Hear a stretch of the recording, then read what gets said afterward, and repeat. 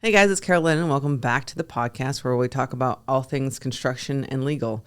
And so recently I have started writing some decent blog articles breaking down big legal concepts into easy, understandable pieces. And so my first set of blogs are all about mechanics liens, also known as contractors liens, and how they work and what they are. So I think it's important that we start with what is a contractor's lien or a mechanics and materialmen's lien, and how does it work, right? So a mechanics lien or contractor's lien is basically a security interest in the property that you supplied labor and materials to that you haven't been paid. And so what does that mean? So there's two different types of debt, secured and unsecured. If you go to Home Depot and get a credit card, run up a bunch of charges and don't pay it, they will sue you, get a judgment, and then look for any of your assets, bank accounts, equipment to satisfy that judgment. That is an unsecured debt. And so normally when you're working under a contract, that is unsecured debt. You're agreeing to work, they're agreeing to pay you, but if they don't, you have to sue them and then find assets to go to collect. A secured debt is what you think of like when you think like a mortgage, right? So if you are going to buy a house, you can't afford to pay cash, you get a bank to finance it for you. The bank takes back a lien on the house, normally by a deed of trust or some other document that's recorded in the real property record, showing that they have a security interest in that property. And what that means is if you don't pay your mortgage, they will force the sale of the property to satisfy the amount that you're owed. So their debt is secured by the property. If you properly take the steps to file a mechanics lien on a project, you have the same type of security. You can enforce your lien to sell the property to satisfy the amount you're owed. Now, selling the property rarely happens. You usually get paid way before you have to sell the property. But when you go to enforce the lien, what it's called is a foreclosure action because you're moving to enforce your lien just the same as a mortgage. But that is a very extreme remedy, right? Like when you go to a bank and you sign off, you're agreeing to give them a lien on your property for the money that you borrowed. In a mechanics lien situation, the owner's not agreeing to the lien you place, right? They might not even know who you are. So while it's a strong remedy and has lots of leverage, there are very specific steps that need to be taken, which is different in all 50 states, to be able to have a valid lien. So some of the factors to consider of what steps it takes to have a valid lien is who can file a lien, right? So generally speaking, anyone who supplies labor and material to a project is entitled to be paid and is entitled to lien rights to be paid. So material suppliers, subcontractors, subcontractors, most states don't go below like a third tier sub, like a subcontractor usually don't have lien rights. But if you're hired by the general contractor or hired by a subcontractor, then you generally have lien rights. Material suppliers have lien rights as well.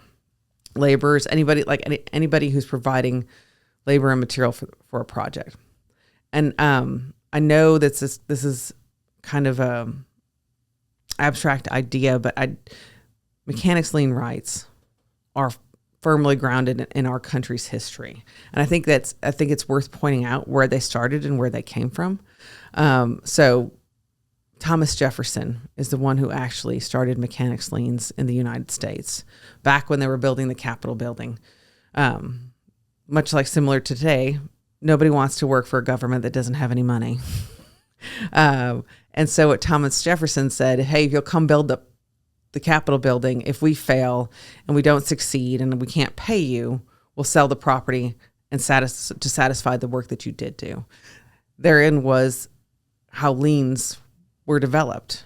And because they were called mechanics back then, before cars existed, they were called mechanics and materialmen's lien. Mechanics meaning contractor or laborer. And so today, this term is still kind of stuck around, although mechanics that works on cars is different than mechanics. Mechanics lien on a car is way different than mechanics lien on a building or some type of property, right? So that's where the history came from. It is a strong remedy in the fact that, okay, so most states require some type of notice before you file the lien, whether that's a preliminary notice. Some states like California, Florida, require a notice within 20 days or so of first work saying, hey, owner and general contractor, I'm here. I'm supplying labor and material. If I don't get paid, I will move forward with filing a lien. It doesn't mean you're filing a lien right now, but if you're owed money, you will move forward. And so this gives them an opportunity to make sure everyone gets paid on the job while the project's ongoing, right? Because that's the whole point at the end of the day of this whole process is that you get paid for your work, right? And so you send notices, you timely file your lien, you have a lien in place. And so what is the effect of having a lien? Okay, so the lien is a security interest, just like a mortgage on a project, right? It prevents the owner from selling, refinancing, or going into permanent financing without taking care of your lien, right? So it gives you great leverage to have a lien, right? Because you are now secured by the property to get paid. And owners don't like to have involuntary liens like mechanics liens filed on their property. So it's taken very seriously. So it's important that you know that the process exists and how to use it. And if you want to know the particular stuff for your state, subcontractorinstitute.com. It's got a brief outline of all the steps you got to take. You can call and have a consultation with my office. We can tell you the specific steps you need to take to have a mechanics lien, a contractor's lien in any state. And it's an important idea and process to take what's required for your state and take what you need to require for cash flow and build a very predictable, every time collection process that includes not only consideration of your cash flow, but sending lien notices and filing liens. And here's the thing about liens. There's 50 ways to do them in 50 different states, but in no state is there a penalty for sending notices early, right? Like in Texas, on a commercial project, the first notice you need to send is the 15th day of the third month after, for the first time you're owed money.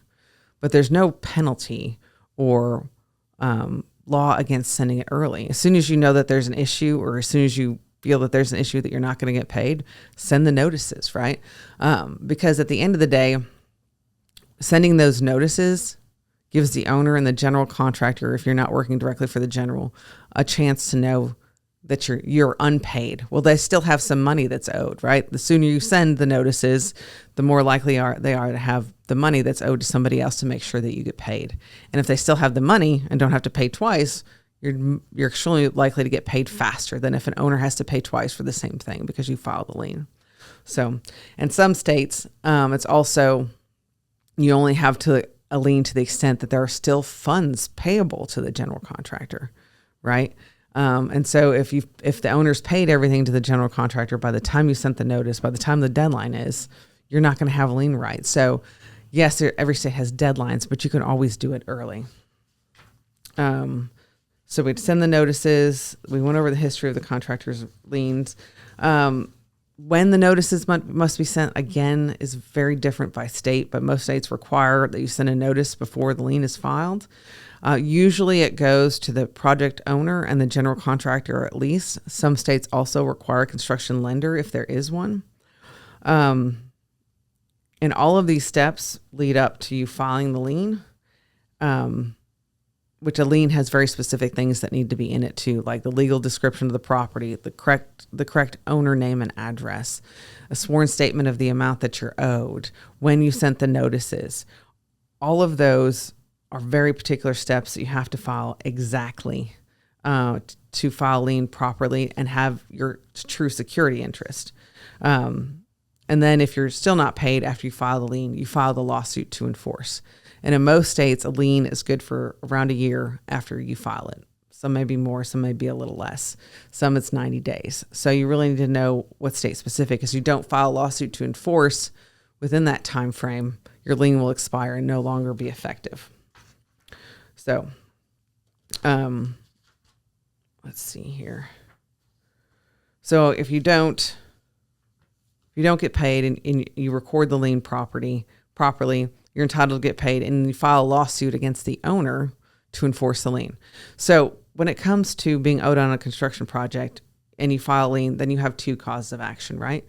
You have your cause of action for breach of contract. Whoever you contracted with, whether that's the owner or the general contractor who didn't pay you, you still have that cause of action to sue on the contract. But now you also have the cause of action against the owner to enforce the lien. And that has a lot of teeth, right? And so, like I said, it prevents the owner from selling it, refinancing, or going into permanent financing.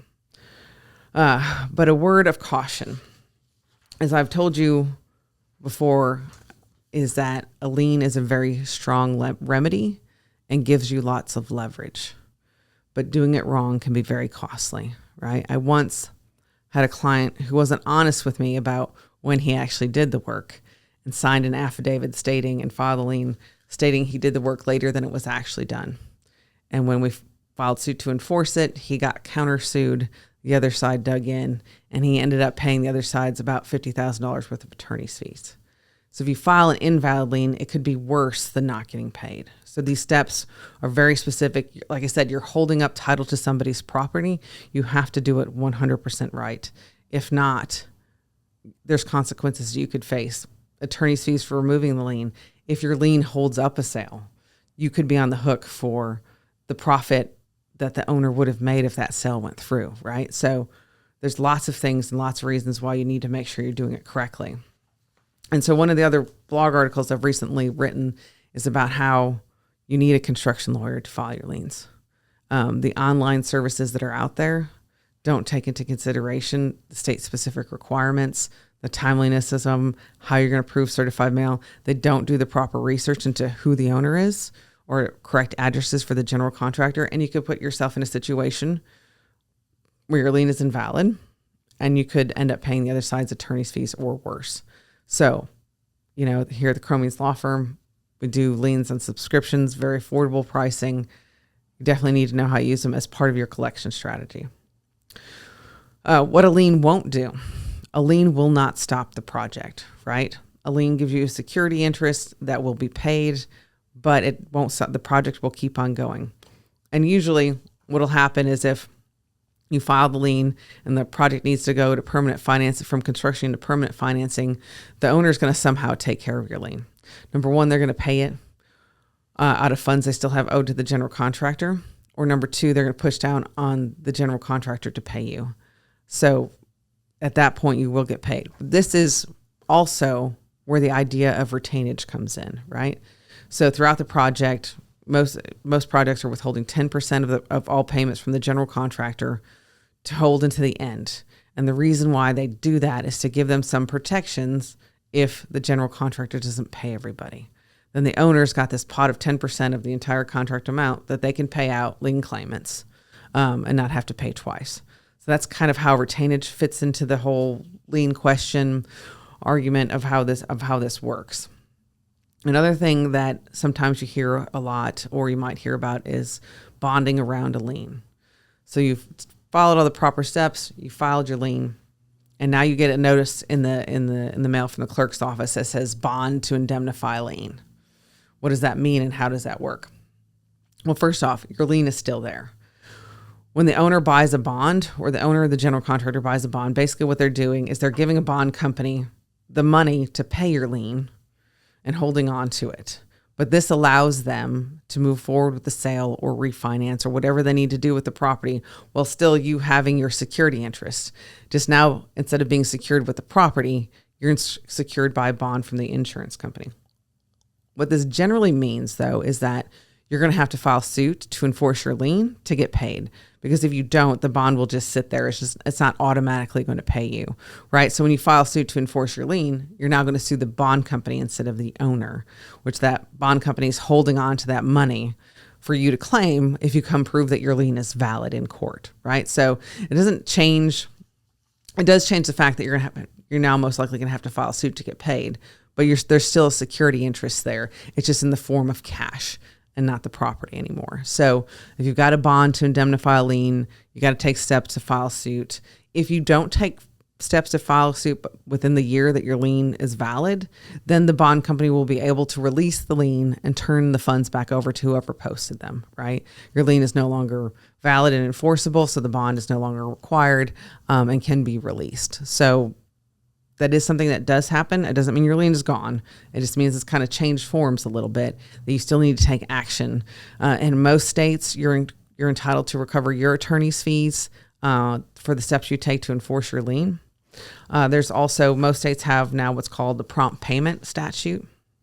And in most states, it comes out to 18% per year, or 1.5% per month that you're unpaid, that you're entitled to collect interest on, in addition to your attorney's fees. So just some things to know about how liens work, how important they are in the construction industry. And, if you're a contractor, how you need to know how they work to secure the money that you're owed to make sure you get paid. I hope this was helpful, guys. Thanks.